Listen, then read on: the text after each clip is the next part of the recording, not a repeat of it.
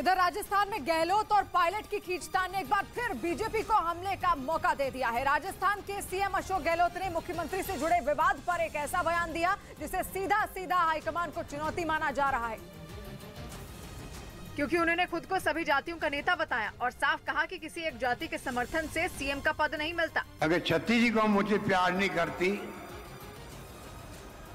मुझे आशीर्वाद नहीं देती, तो मुझे कैसे मुख्यमंत्री बनाया जा सकती? तीन बार। राजस्थान में अशोक गहलोत और सचिन पायलट के बीच चल रही खींचतान नई नहीं है। जब राहुल गांधी की भारत जोड़ो यात्रा राजस्थान पहुंची, उस वक्त भी राहुल से ज्यादा ये विवाद चर्चा में रहा। यहां तक कि खुद राहुल गांधी ने दोनों नेताओं को बिठाकर दूरियां मिटाने की कोशिश की थी।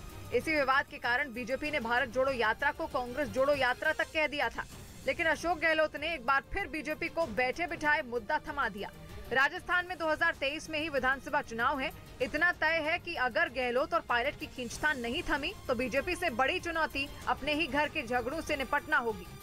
इस बीच यूक्रेन के राष्ट्रपति ज़ेलेंस्की ने फोन पर बातचीत कर प्रधानमंत्री नरेंद्र मोदी को G20 की अध्यक्षता की बधाई दी। पीएम मोदी के साथ बातचीत की जानकारी खुद उन्होंने ट्वीट करके दी, जिसमें उन्होंने G20 की अध्यक्षता के लिए प्रधानमंत्री को बधाई दी। इसके अलावा उन्होंने यूएन में यूक्रेन का समर्थन करने के लिए भारत का आभार जताया। ज़ेलेंस्की ने जंग में मानवीय आधार पर मदद करने के लिए भी पीएम मोदी को शुक्रिया कहा।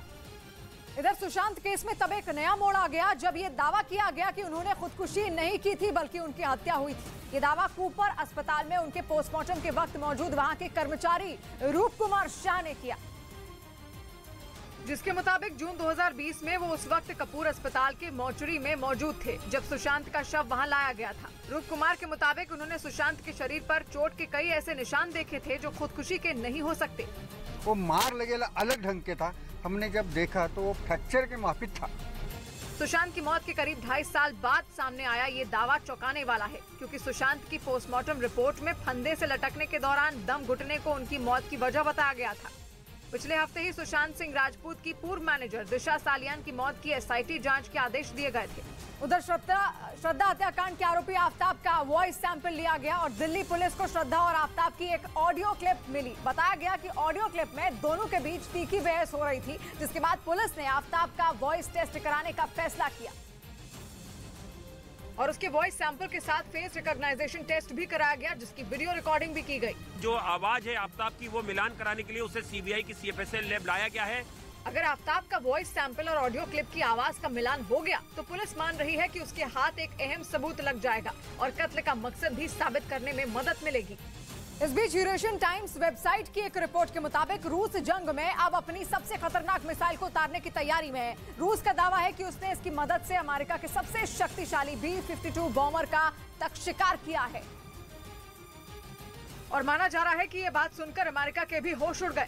जमीन से हवा में लॉन्चर की मदद से दागी जाने वाली इस S-75 द्विना मिसाइल पर रूस को जबरदस्त भरोसा है, क्योंकि उसका दावा है कि इस मिसाइल से अमेरिका के 1 नहीं 2 नहीं 10 से ज्यादा B-52 बॉम्बर उसके ढेर किए।